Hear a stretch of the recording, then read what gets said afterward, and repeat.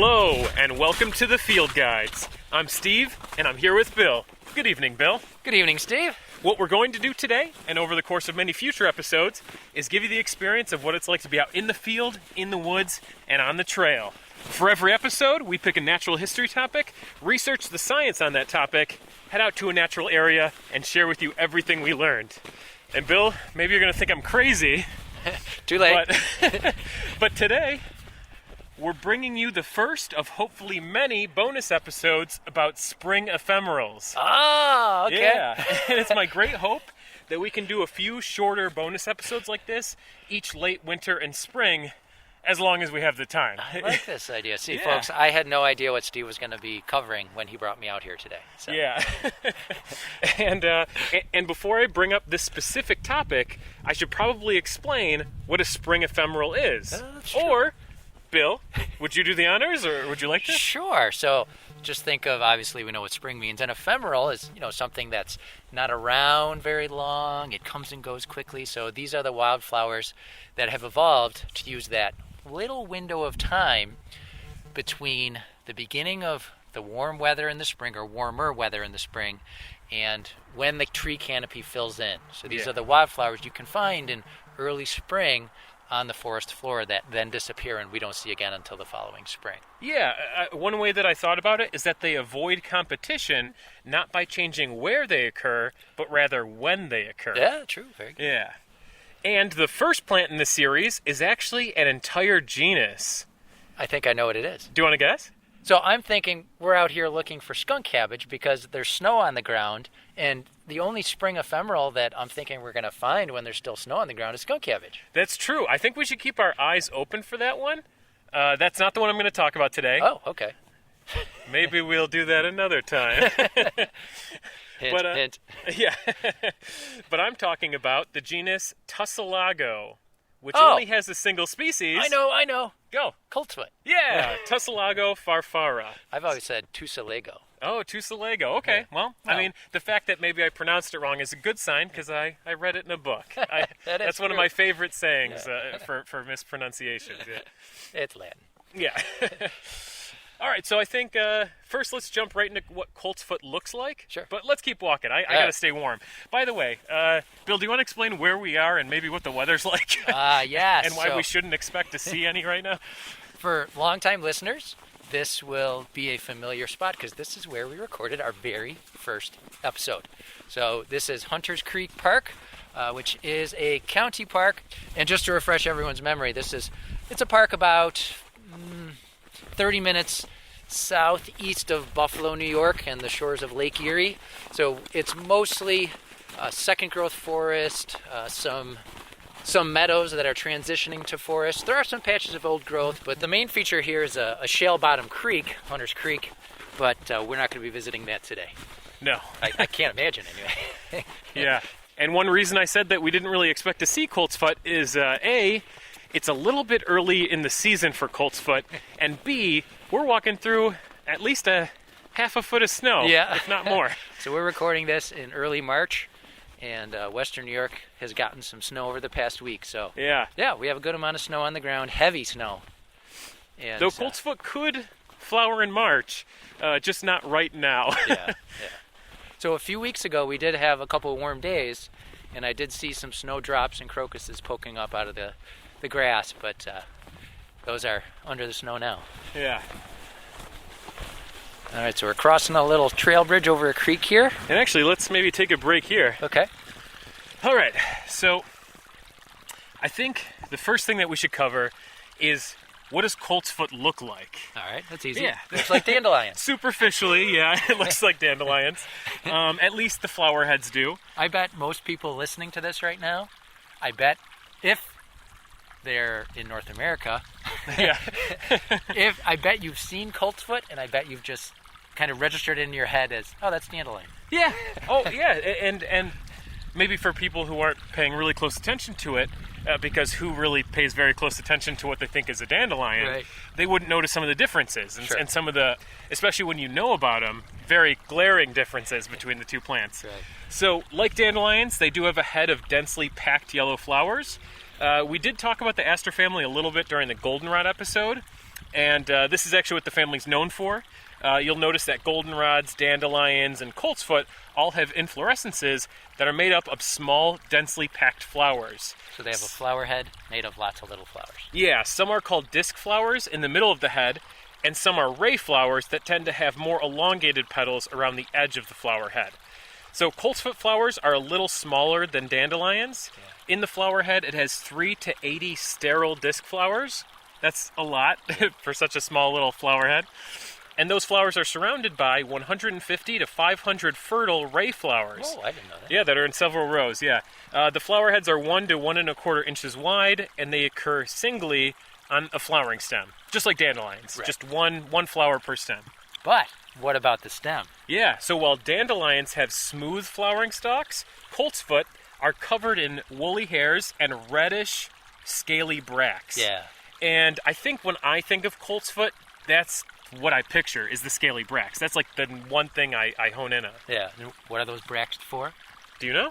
Well, I've read before. I don't know if you came across it, because obviously I didn't research for this, so this is just off the top of my head. Oh, yeah. Is this the first time we're mentioning that? But I remember reading that researchers weren't sure what they were for, but one of the theories was that it was to capture heat. They're dark, so they're going to absorb more heat from the sun. That makes some sense. Yeah. Yeah. But it could be completely wrong as well. Yeah, it's a nice idea, right. At least, yeah. So coltsfoot has actually several of these stems. They arise from a single root crown. The stems are 2 to 6 inches when flowering begins, and 12 to 20 inches by the time the flowers mature. Okay. So maybe the most noteworthy thing to mention about coltsfoot is that the leaves only emerge after the flower matures. Yeah, did you know that historically people thought they were two separate plants? Oh, I think early in my career of identifying plants, I thought they were two separate plants. Yeah. I would see coltsfoot leaves all year long, or you know, at least from spring till fall, and I'd be like, what is this plant? It's everywhere. I have no idea what it is, and you know, I know now, but... And I actually had someone argue with me once, and they might be right, but they said coltsfoot shouldn't be considered a spring ephemeral because the leaves remain throughout the growing season, whereas most of your spring ephemerals like trillium, trout lily, hepatica, their leaves disappear. Don't hepatica stay around? Well, yeah, no, you're right, they do, yeah. I think so. So that person was wrong. All right, so time to describe the leaves. The leaves are basal, meaning that all of the leaves come out of the base of the plant. Yeah. Basal, base, yeah. So no stem leaves. Yeah, and they're somewhat heart-shaped, but they have like toothed shallow lobes, and they're roughly 2 to 8 inches wide. They're hoof-shaped. Yeah, right. So that's why I said they're hoof-shaped, but hooves aren't spiky and shallowly lobed. All right. Yeah, that's what I was saying. It's like a horse from hell, I guess.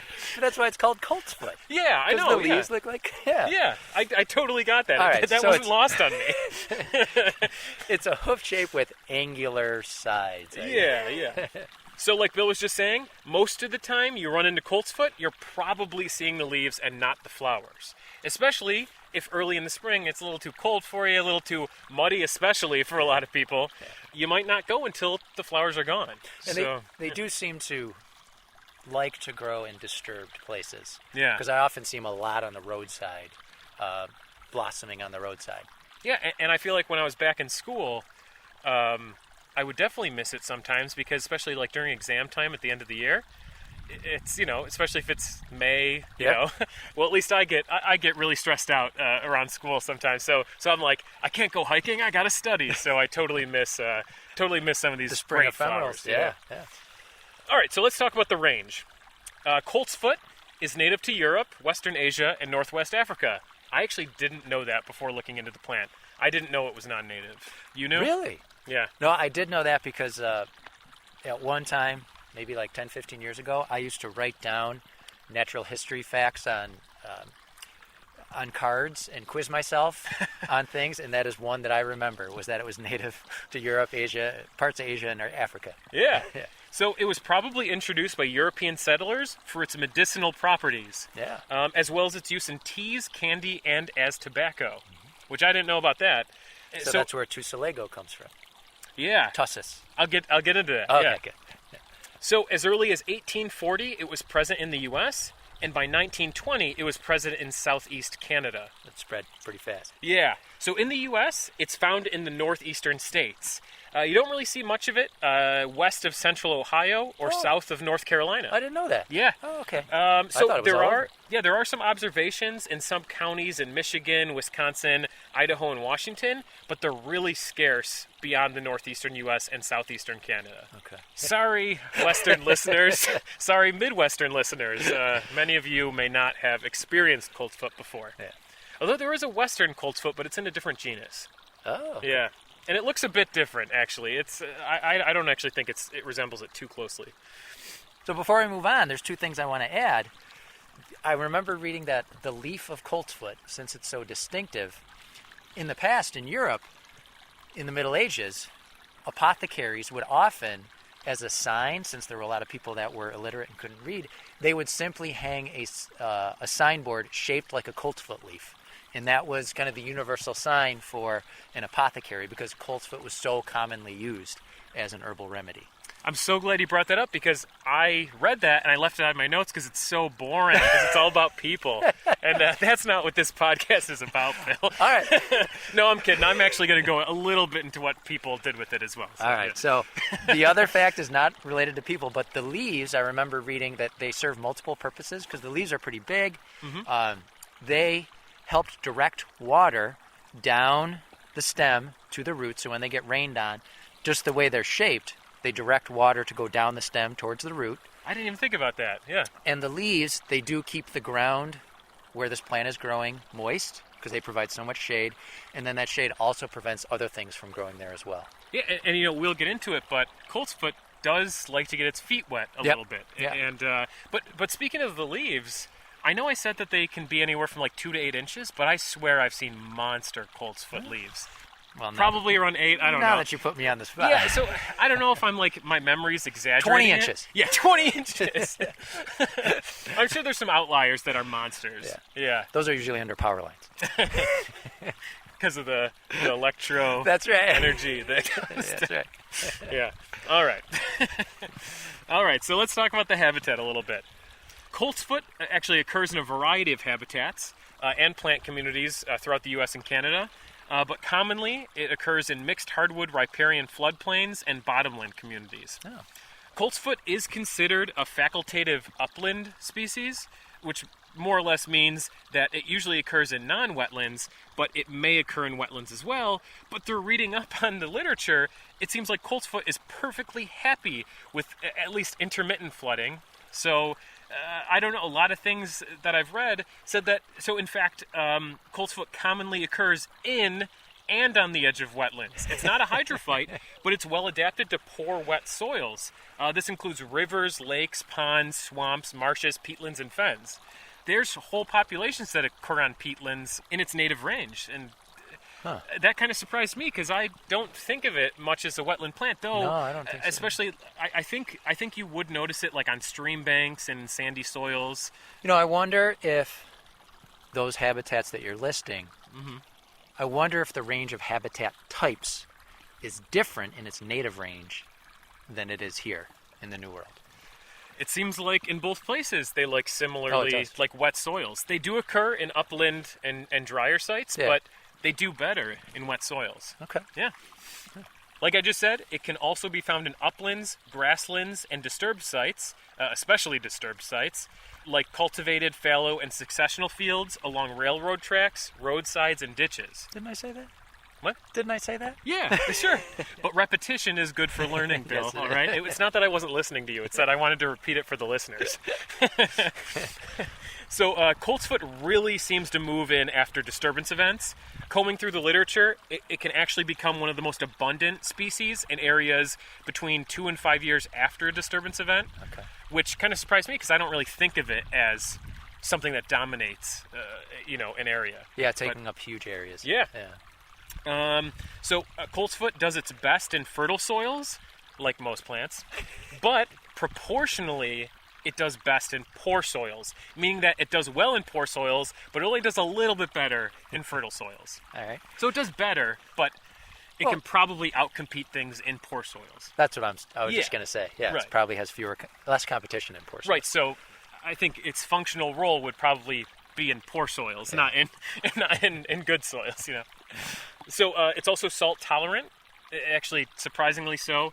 I think there's actually populations in New York that I've read that are on really salty soils. So that made me think of an herbal use for the plant. Can I share that now, or Yeah, should I wait? yeah. So I remember at one point reading somewhere that the burned leaves, you could use the ashes as a salt substitute. Seriously? Seriously. Huh. So I tried that. That's totally wrong. They taste like ashes. Oh, I thought you meant salting the roads. No. You're just burning these plants. I'm so glad you're my co-host, because who other than you has tried to use Coltsfoot leaves as salt? Well, obviously somebody did. I guess. All right. So, Coltsfoot is also somewhat tolerant of soil acidity, so it does occur in soils with pHs between 4 and 10. And you might recognize that being a really wide range of pHs. Yeah. Anything under 7 is acidic, and anything above is basic or alkaline. Though it does occur more commonly in neutral, so around 7, to strongly alkaline soils, and a 10 would be strongly alkaline. Yeah, true. Yeah. Lastly, Coltsfoot is pretty flexible when it comes to topography, which I almost left this out, but I just love like beating this horse to death about how versatile it is in terms of its environment. So it's fine with level or gently sloping land, but it's also totally fine with steep and erosional slopes, especially road cuts. So yeah, I mean, I see it on roadside ditches. yeah. It's a really flexible plant, and that's something I'm really trying to drive home. Okay. Yeah. All right. Well, my hands are cold. Let's start moving. Yeah, I know, my fingers and toes are starting to go numb here.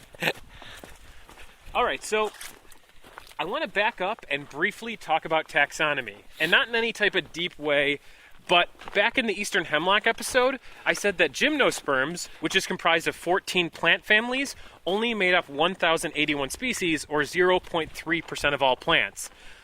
Well, the Asteraceae, the family that Coltsfoot, dandelions, and goldenrods belong to, is made up of almost 33,000 species, or 9% of all the plants in the world. 9? Yeah. Wow, I never knew that. That's huge, right? So, and have we said before, isn't Asteraceae like considered the most successful family of I would have plants? to imagine that the biggest family would also be the most diverse, and I Right. think you could also consider that the most successful. And I almost put that in my notes, but then I was wondering if there was some subtle point that I was missing if I said that. I was That's actually a little bit worried of saying it. That's yeah. a pretty bold statement. Yeah. It's a family that's doing pretty well. Yeah. So the Asteraceae is the largest plant family in the world, but for comparison, orchids make up 8.1% of all plants. Wow. Do you remember being told that the orchid family was the biggest family? No. I feel like I remember hearing that in field ecology. Okay. But whether they recently discovered more asters since then, maybe that's why. But and this is actually in order from largest family to smallest. So And this is flowering plants. oh no, this is all plants. All plants? Yeah, so Oh, this is wow. all plants. So, the Asteraceae and the orchids, they make up 17% of all plants? Yeah. Oh my god. Yeah. So we have Asteraceae at 9%, Orchidaceae at 8.1. Then you have the legumes, the peas. They make up 5.7% of all plants. The Rubiaceae, or coffee, madder, and bedstraw family, they make up 3.8% of all plants. And the grasses make up 3.2% of all plants. Those are the top 5 largest families. And just to compare that back to the 14 families that make up gymnosperms, that's just 0.3%, just 1,081 species. And I think in a future episode, we can do a deeper dive into the aster family. I just thought I'd use this episode to explain how large the family is, like almost 3 times bigger than the grass family, which is number 5, and over 30 times larger than all 14 families of gymnosperms combined. But gymnosperms did used to be the dominant Right, family yeah. of plants. Yeah. Long So ago. a long time ago, it was their heyday, back in high school, All right, so let's drop it down to the genus, which is really just the species level. That's easy. Yeah. Because as you said, this is the only plant in the genus, right? Yeah. So Tussilago used to be a larger genus with over 24 species, but now all but one of those have been divided up into other genera. And I think a number of those genera are probably, I didn't really recognize them all that much. Senecio I recognized, but other than that, I didn't really, maybe they're more European genera. The word Tussilago more or less means cough suppressant. Right. I heard cough dispeller. Yeah, tussis, which means cough, and ago, which is Latin for to cast or to act on. But let's put a pin in that because we'll get into animal uses in a little bit. Oh, okay. Yeah. What does the specific epithet mean? Farfara? Yeah, so I'm unsure where that came from. Okay, all right. Yeah. But I noticed it was actually included in some of the outdated binomial nomenclature for this species. For example, an old name for it, Farfara radiata. Okay. Another one, Cineraria farfara. Okay. So we've already seen it pop up twice. But the other ones are Tussilago alpestris and Tussilago umbertina. I think it's because the seeds, they go so far away. Oh, jeez.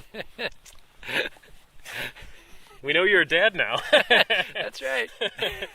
So I think this would be a good time to mention that while the common name comes from the leaves looking like oh my God. Horse hoof prints. I can't say that. So, Coltsfoot has also been referred to as farfara. Oh, okay. It's a common name, so maybe that's where it comes in the scientific name. That doesn't explain why. I don't know what it it is. I don't know what I don't know what it means. It's also called ass's foot. We bleeped sense. that out. Foal's foot, horse foot, bull's foot. In the Old English, they referred to it as coughwort, which makes some sense. Yeah. Foalswort and tash plant. Do you know what tash is? No. So I looked all over for it. And the only thing I found, the only result that I found, was that it's a slang abbreviation for mustache. What? Tash. Oh. Nice tash you got there. That can't be So right. I've never heard that, but I think it might be more common in the UK. Maybe. Yeah, I think it's more of an overseas thing. UK listeners, let us know if this is accurate. Yeah, and send a picture of your tash if you got one. All right, so I'm going to jump in here because I'm wondering now, when I came today, you said one of the things we might be doing is making some tea, right? Yeah. Are we going to do that? I would love to look around, and this might be a good chance for us to put the mics down for a couple minutes, hike, warm ourselves back up, and if we come across something that we can use, maybe you brought up hawthorn berries. Right, so there are some hawthorn trees. There's one near here. Yeah, we're looking at one, these small trees with lots of thorns all over them. We do have some pines. We do. So if you're a regular listener, you may know that in past bonus episodes, we've made some tea on the trail before. Yeah. So with stuff we find along the trail. So today we came to Hunters Creek because we thought we might be able to find some hawthorn berries that were left from the fall. So And this might be the first episode it doesn't work out. it's true. And Well, if it doesn't work out, I kind of want to keep it in. let's look. Yeah. All right, let's go.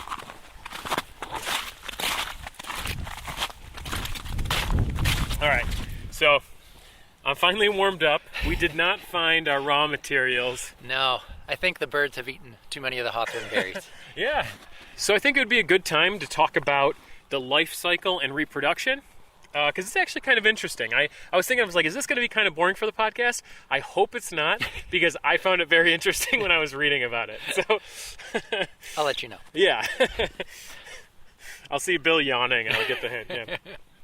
So from around late spring into early summer, pretty much March to June. So, we're in the right month, just the wrong end of it. Yeah. Depending on where you live in the northeastern U.S., second-year Coltsfoot plants flower and produce seeds. So a single flower head can produce between 100 and 1,000 seeds. but typically not more than 300. What other episode did that happen on, that we constantly gave the range, and then we're like, but... I think that was the Willie Adelgid one. Yeah, that was so good. He kept making outrageous claims. Yeah. So various studies have looked at seed production within populations. A study in Poland found fewer than 500 seeds per meter squared in a riverbank population one year, and as many as 23,000 seeds per meter squared in the following year in the same population. Whoa. So some variation. That's a range. Yeah. Now that's a range you can trust. Another study in the Netherlands observed 225,000 seeds per meter squared when Coltsfoot was planted on bare, unvegetated soil, and only 16,500 seeds per meter squared when Coltsfoot was planted in a young forest. Okay. So they do best in the open, Yeah. but they do pretty well. I mean, that's still a good amount. 16,000, yeah. Yeah. And again, sure, they're in a forest, but it's before the leaves are out. Right. So it's not quite the same, but it's similar to as if they're in an open field. I'm trying to think if I've ever seen Coltsfoot in the woods. Maybe on a stream bank? Not much in terms of interior forest. Yeah. You're not going to find it there very much. No, I think of it as a plant in the open. Yeah, it likes edges. Well, yeah, that's where I see it the most. So I should also mention that it doesn't produce seeds every year, but when it does, it can produce a lot. So the roots won't send up a flowering stalk every year?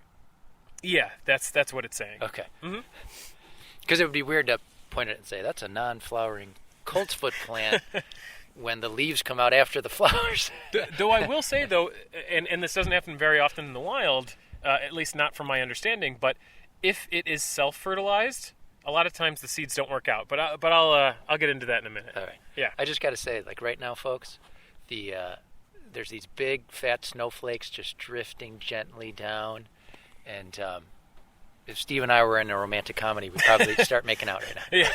I will have to say, though, it's nice that we have these mics because they catch the snowflakes so well, and they just keep them perfect. Yeah. There's a perfect one right here. And you've seen those pictures of snowflakes online if you Google search them. Snowflake Bentley. Yeah, and I've always heard that guy touched them up, but doesn't have to necessarily. No. Yeah. Beautiful. All right. So we mentioned earlier that Coltsfoot fruit looks like a dandelion's. And the best description I can think of to compare it with is an umbrella. Okay. Yeah. So the handle where you would normally hold on to the umbrella, that's where the seed is. The achene, it's a single seed. And the umbrella canopy is where the fine hairs, called the pappus, are located. And like an umbrella, the pappus can catch a gust of wind and be blown away. Yeah. Just like dandelion. Yeah. And that's exactly what it's evolved to do. So they are wind dispersed, and there are a few things that give them an advantage. The windiest parts of the year are typically March and April, and this is when you'll find Coltsfoot in fruit. The summer has typically more moderate breezes, so that would actually reduce the wind dispersal in a vast majority of other wind dispersed species. Okay. The early flowering and achene production also ensures that the seeds can disperse before the plants are surrounded by higher vegetation. Yeah. And that would certainly block the seeds. Yeah. Even its own vegetation. Right? Oh, yeah. Yeah. And I have to imagine that that's maybe why it doesn't produce its own vegetation too. Oh, interesting. Though it's not like dandelion's leaves get in the way of its seeds going out. No, but its leaves are usually near the ground. Yeah, it's basil too. Yeah. Yeah. Coltsfoot leaves stick up higher than dandelion leaves. Oh yeah. Yeah. Yeah. So the last thing is that it's able to close its involucre bracts when there are high levels of humidity in the air. What are its?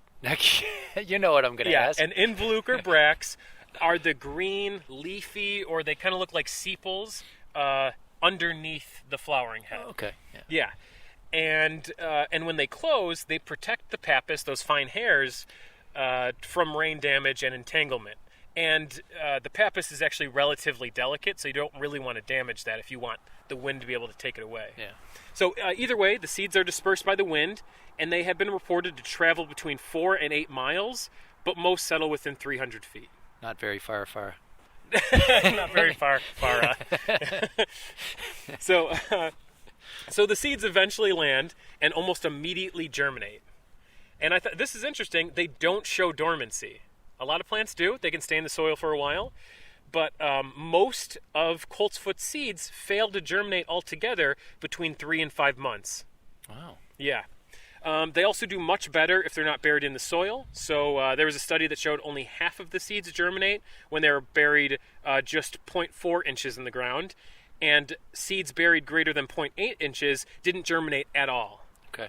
That makes sense. So it's wind dispersed, it's just going to land right on the surface usually. Yeah, there's no reason for it to be buried in the ground or anything, yeah. So after germination, the taproot grows 4 to 8 inches deep, and the leaves emerge. In the next 4 months, actually a whole lot of stuff happens. 2 to 4 months after germination, the plant is all ready to asexually or vegetatively reproduce. Okay. So that's young, you know, 2-month-old, you know, that's crazy. So typically, more energy is put towards vegetative reproduction than sexual reproduction in the species. And it's also the case that as clone density increases, so every time you vegetatively reproduce, you're creating a clone that is genetically identical to the parent plant. Right. And as clone density increases through rhizomes, seed production increases. Oh. Yeah. So the bigger the clone gets, the more seeds are being produced. Yeah. Okay. Mm-hmm.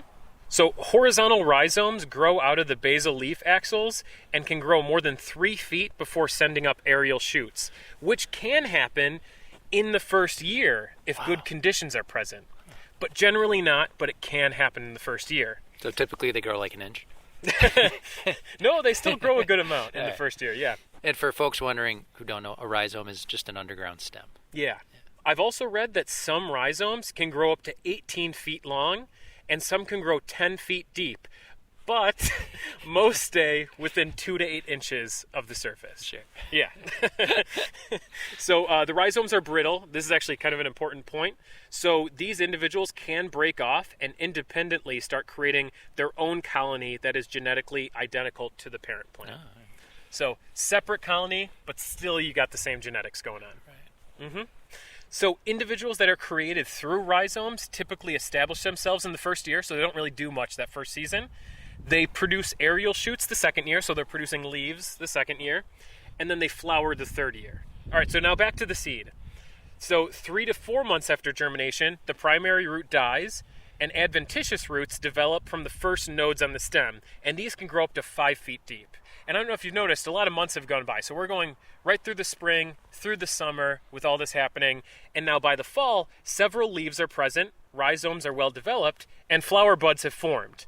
Now remember, this plant won't flower until the early spring, but it has everything ready to go. So the flower buds are there Oh yeah. before the winter. It's just that the flowering stalks haven't elongated yet. Okay. In the winter, the leaves die. And the only thing that's visible at the soil surface is a cluster of flower buds. I've heard dandelion does that too, that the flower buds will form at the top of the rootstock, Oh yeah. waiting to elongate. And by the way, I didn't put this in my notes, but dandelions also flower starting in March, and they go until about September. Huh. Yeah. So they're a spring plant, but they're also a summer and a fall plant. Right, that's why they're Yeah. not ephemeral. Yeah. What's the opposite? Or it's not evergreen, but yeah, sure. So in the early spring, new vegetative shoots develop. Flowering stems elongate, so you don't just have the buds on the surface, they actually raise into the air. And flowers open, are pollinated, produce seed, and the whole cycle begins again. So just to review, plants that start as seeds typically produce seeds during their second year, and clones created through rhizomes typically produce seeds during their third year. Okay. Yeah. I'm wondering if that quick germination, it must help it with competition. Oh yeah, I You think know? so. Yeah. Because that is fast. Yeah. All right, so I think it's time to move away from the life cycle. I mean, we've fully gone in the cycle now. We've taken a whole loop. And let's go into the animal uses. So let's start with the good animals. Coltsfoot does a poor job pollinating itself. Individuals that were self-pollinated in experiments primarily produced shriveled, empty fruits.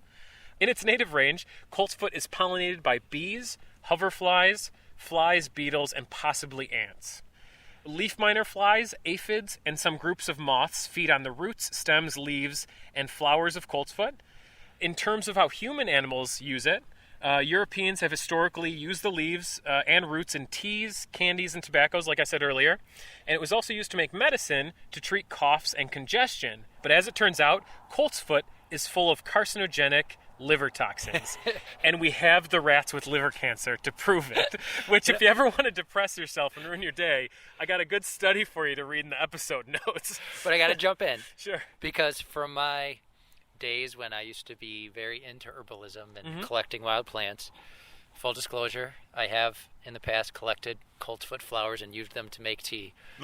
So maybe my liver is full of cancer, but I mean, I guess it depends on how much you're using, right? I do remember reading something that said, yes, there may be carcinogens in Coltsfoot, but there's more carcinogens, I don't know whether they're the same or not, in beer. So I'll look something up and put it in the episode notes about that. Yeah. That sounds good. So apparently now there are varieties of Coltsfoot without the alkaloids, and it's still used medicinally for some things. What do you mean? They were able to breed it. Oh, okay. So it doesn't have those toxins in it. All right. All right, so now on to its status. I said before that it is non-native, so it's from Europe, Asia, and Africa. And so it does invade moist, open, and disturbed areas, such as stream banks, ditches, and fields, where it crowds out native plants through the formation of large colonies, like we were saying. But is it considered invasive? It's not really considered especially invasive. Yeah, I wouldn't think so. Yeah. In its native range, it's not a strong competitor. It does not persist past early succession, which you would expect because you find it on edges. Yeah. So as vegetation density and cover increases, Coltsfoot populations decline over time. You'd more or less suspect that. Yeah, right. Yeah. Especially in a place where it has all the things that it evolved with, and a couple of goldenrods we sent their way. So in the northeast U.S. and southeast Canada, there are still some concerns.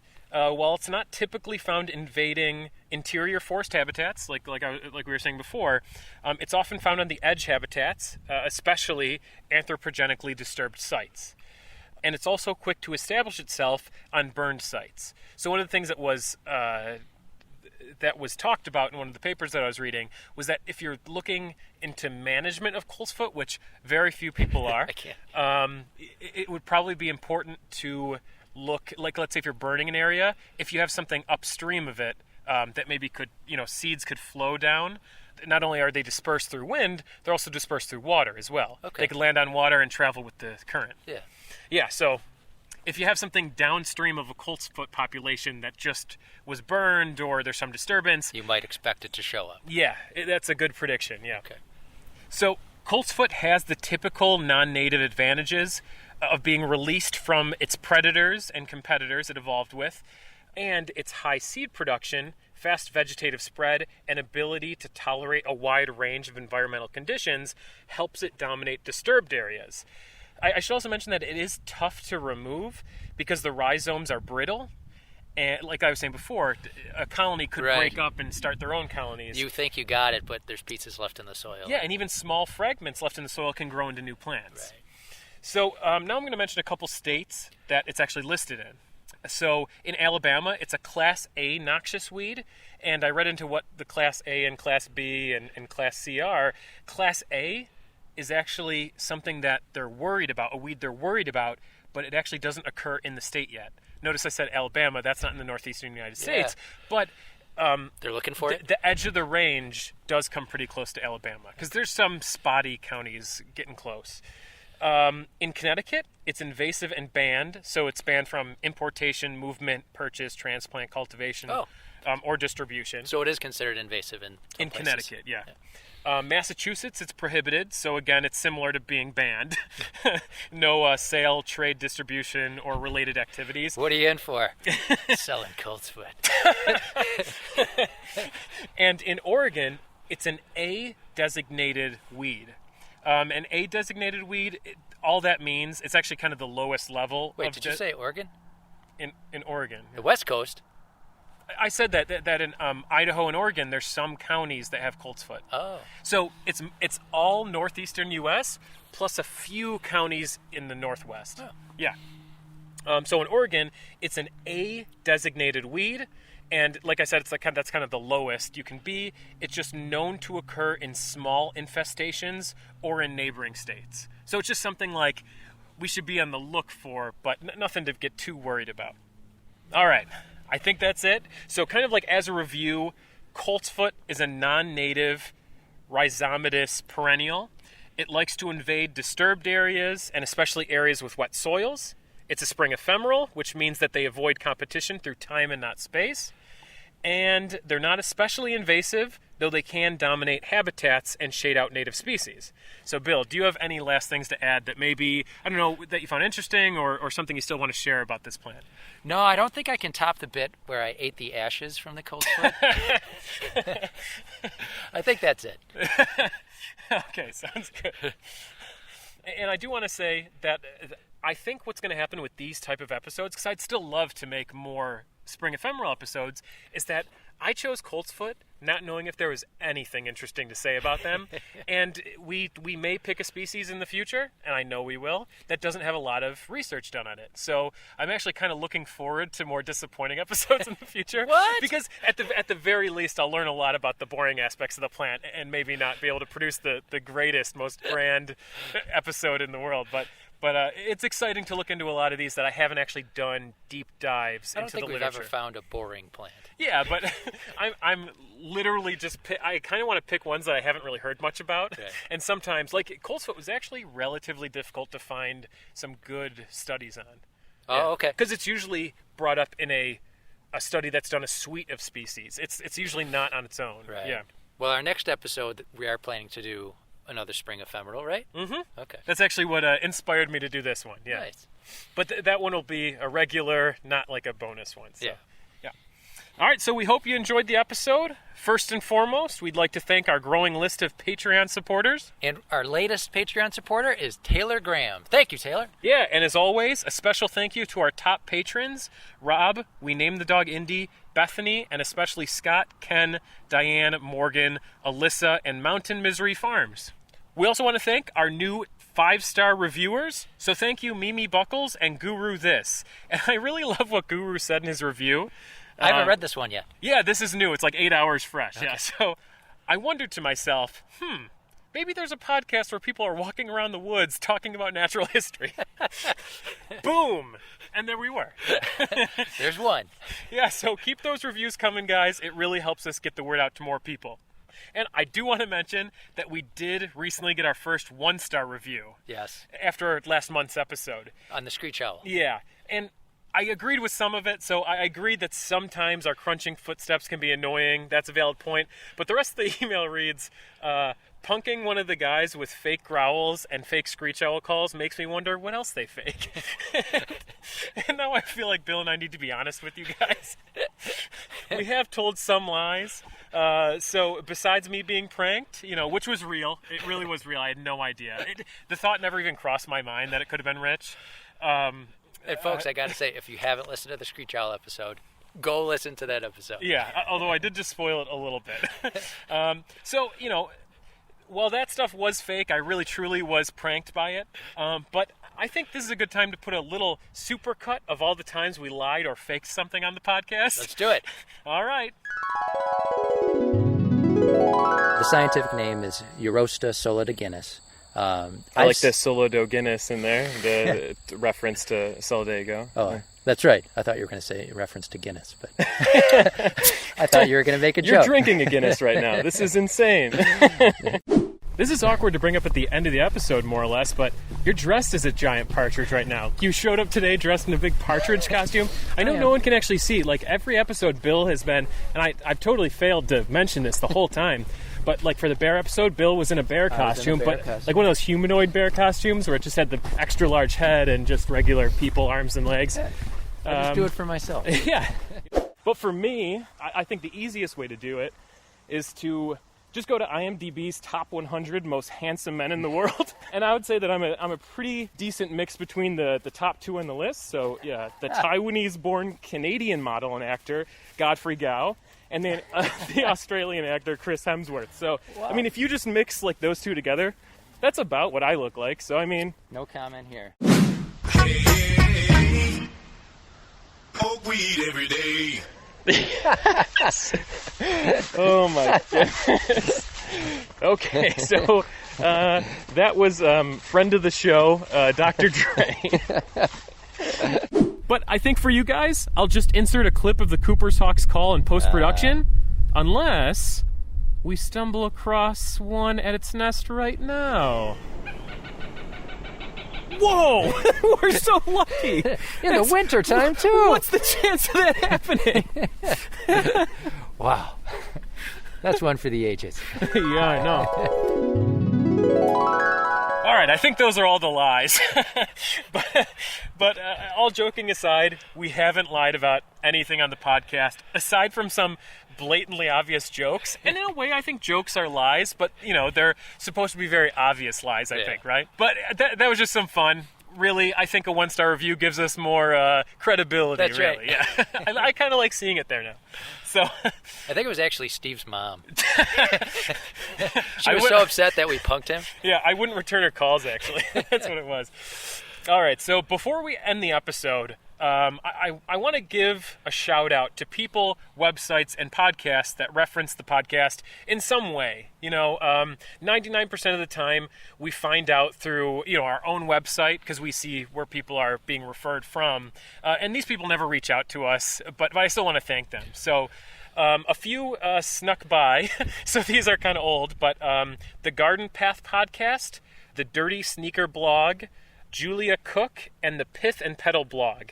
So, yeah, thank you guys. And as always, we'll put a link to all of these websites in the episode notes. Yeah, thanks, folks. Yeah. So, I also stumbled across a mention of the podcast in a comment on Reddit. Oh. Yeah. Someone asked for science podcasts, and the Reddit user suggested In Defense of Plants. Good podcast. Yeah, I mean, it's okay. That's our friend Ben. The Field Guides podcast and the Urban Wildlife podcast. Oh, awesome. Yeah, and described all of us as just a bunch of dudes talking about nature. And I thought that was nice. And then when pressed for more information, the user said, the Field Guides podcast is basically just two guys going for a hike somewhere and talking about a specific nature topic. The info is good, but I think the host can be a little dry, like they're reading off a script. And he's right. Yeah. So, I don't know if I've said it before, but I am not much of a public speaker, and I try to do as much as I can off the cuff, but I really, truly have notes that I'm reading from during, and sometimes you'll notice me, you'll notice the tone in my voice that, oh, that guy's definitely reading. So I totally agree with him, and I think for the sake of the podcast and for making it a better podcast, I think I want to do it less scripted, or maybe sounding like it's less scripted anyway. Well, on this episode, I actually find myself, instead of listening to you, I was thinking how you're getting better at making your reading sound like natural talking. I know, it's almost like I'm skirting the issue. So I really thank the Reddit user for his review, because that really is a great constructive criticism. Right, we love constructive criticism. Yeah. And really just personally, I'd love to get better at giving presentations and public speaking. So I'll do my best to sound like I'm not reading from now on, guys. You're going to still hear it. In fact, in this episode, I guarantee you noticed. All right. So lastly, we were featured on a video titled Top Outdoor Podcasts for 2017 on YouTube. Wow. Yep. The video is by Backpacker Diaries, and I recommend checking out his videos. He goes on a bunch of adventures out west and sometimes outside the west as well. And I've watched a few of his videos, and I found them all to be really relaxing and just something that is just really enjoyable to watch. I think he's a great narrator, too. He's got a really soothing voice. And what's it called? It's called Backpacker Diaries. Okay. And as always, links in the episode notes. And if you have any of your own questions, comments, or episode suggestions, send us an email at thefieldguides@gmail.com. And don't forget to email us some questions for our Ask Us Anything bonus episode that we really will be doing soon because we got 25 written reviews. Do you know how many reviews we currently have? I'm not saying written, but just reviews in general. It's like 70, right? 71, yeah. Yeah, thank you, folks. Thank Yeah. you. Also, visit us on Instagram at the Field Guides Podcast. Follow us on Twitter at Field Guides Pod. Like and follow us on Facebook. And visit our website at thefieldguidespodcast.com. And if you like what you hear and you want to support the podcast, you can do so on patreon.com/thefieldguides. But if you're like us and can't afford to financially support a podcast right now, there are other ways you can help out. You can share our episode with friends or rate us and leave a review on iTunes or Stitcher. It really helps us get the word out to more people. So thanks for listening, and we'll see you later this month. See you next time, folks. Man, I wish we had ended this closer to the parking lot. Why do you say that? Because it's so far, far away. Oh no.